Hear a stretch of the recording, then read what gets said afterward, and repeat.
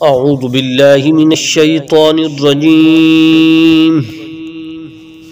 قرآن پاک کا پارہ نمبر 8، سورت کا نام سورۃ الاعراف، آیت نمبر 75 تا 89۔ بسم اللہ الرحمن الرحیم۔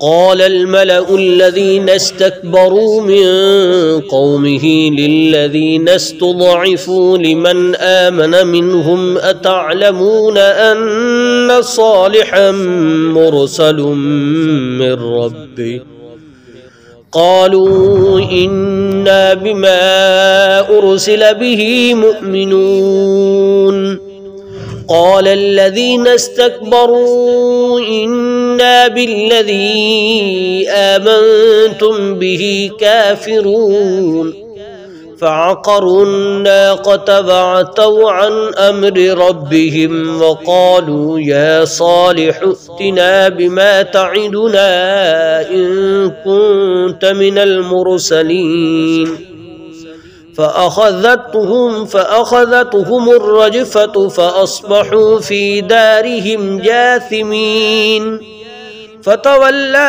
عنهم وقال يا قوم لقد أبلغتكم رسالة ربي ونصحت لكم ولكن لا تحبون الناصحين۔ اور ان کی قوم کے سرداروں نے جو بڑائی کے گھمنڈ میں تھے ان کمزوروں سے پوچھا جو ایمان لے آئے تھے کہ کیا تمہیں اس بات کا یقین ہے کہ حضرت صالح علیہ السلام اپنے رب کی طرف سے بھیجے ہوئے پیغمبر ہیں؟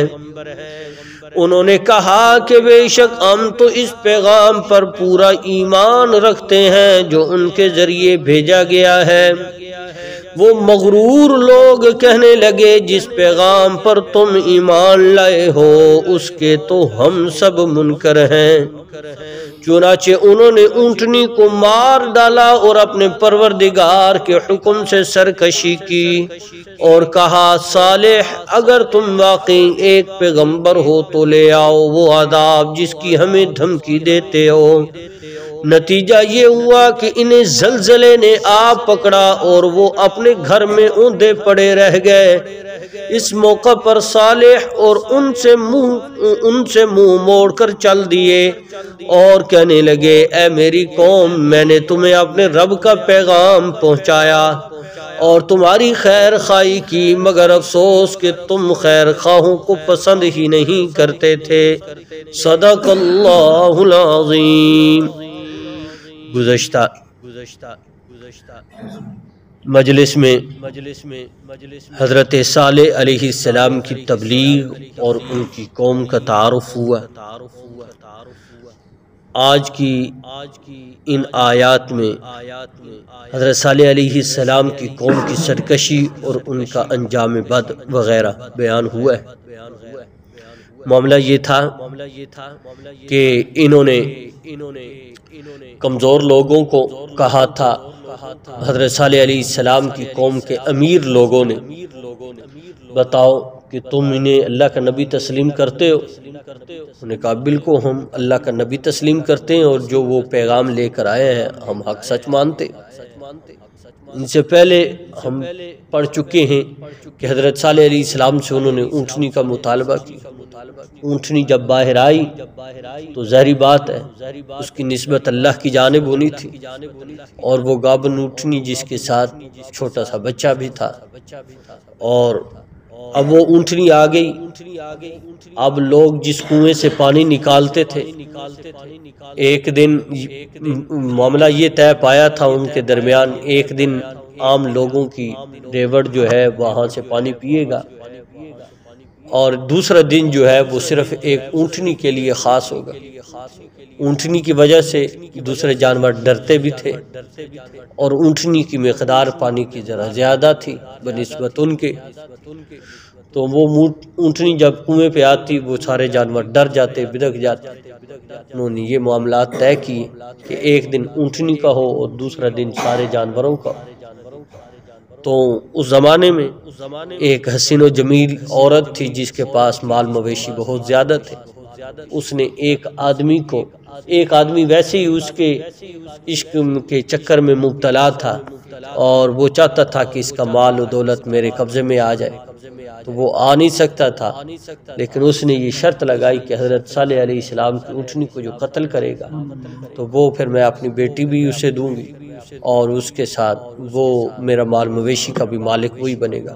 وہ قزار بن سالف مفسرین نے نام لکھا ہے اس کا. اس ظالم نے چھپ کر بیٹھ گیا. 9 افراد پر مشتمل یہ ان کا لشکر تھا.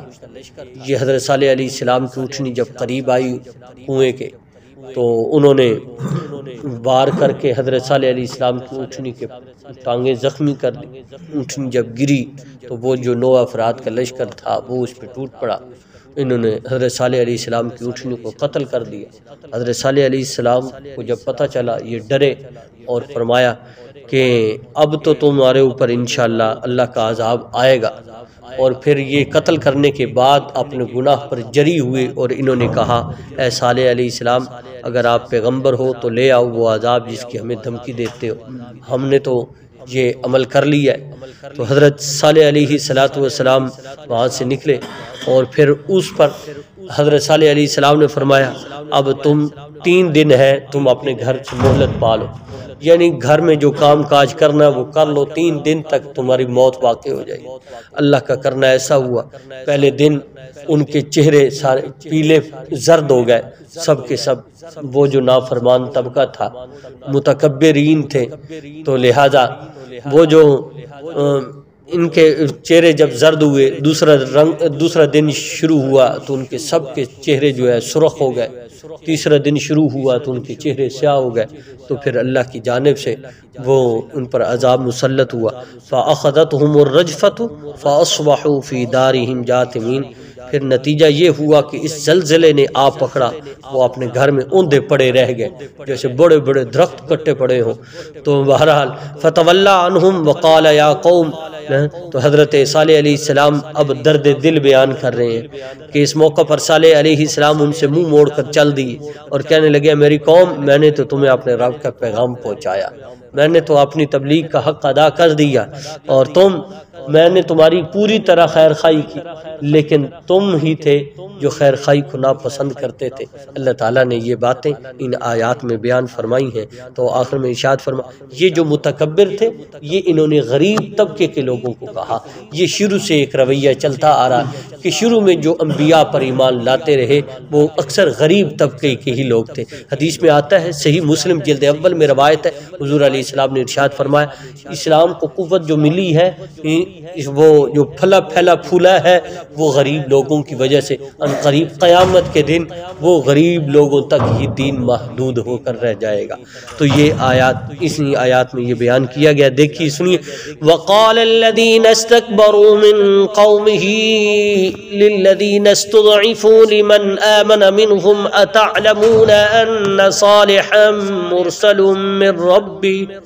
ان کی قوم کے سرداروں نے جو بڑائی کے گھمنڈ میں تھے ان کمزوروں سے پوچھا جو ایمان لے آئے تھے کیا تمہیں اس بات کا یقین ہے کہ صالح اپنے رب کی طرف سے بھیجے ہوئے پیغمبر ہیں؟ انہوں نے کہا قالوا انا بما ارسل به مؤمنون. انہوں نے کہا کہ بے شک ہم تو اس پیغام پر پورا ایمان رکھتے ہیں جو ان کے ذریعے بھیجا گیا ہے.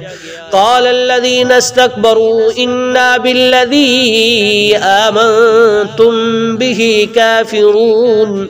وہ مغرور لوگ کہنے لگے جس پیغام پر تم ایمان لائے ہو اس کے تو ہم سب منکر ہیں. فعقروا الناقة وعتوا عن امر ربهم وقالوا يا صالح ائتنا بما تعدنا ان كنت من المرسلين. چنانچہ انہوں نے اونٹنی کو مار ڈالا اور اپنے پروردگار کے حکم سے سرکشی کی اور کہا صالح اگر تم واقعی ایک پیغمبر ہو تو لے آؤ وہ عذاب جس کی ہمیں دھمکی دیتے ہو. فأخذتهم الرجفة فأصبحوا في دارهم جاثمين. انہیں زلزلے نے آ پکڑا، نتیجہ یہ ہوا کہ انہیں زلزلے نے آ پکڑا اور وہ اپنے گھر میں اودے پڑے رہ گئے۔ فتولی عنہم وقال یا قوم لقد ابلغتکم رسالۃ ربی ونصحت لکم ولکن لا تحبون الناصحین۔ اس موقع پر حضرت صالح علیہ السلام ان سے منہ موڑ کر چل دیے اور کہنے لگے اے میری قوم، میں نے تمہیں اپنے رب کا پیغام پہنچایا اور تمہاری خیر خواہی کی، مگر افسوس کہ تم خیر خواہوں کو پسند ہی نہیں کرتے تھے۔ اب دعا فرمائے اللہ کریم کی ذات مجھے اور آپ کو بھی نبی علیہ الصلوۃ والسلام کی کامل اطاعت کرنے کی توفیق عطا فرمائے۔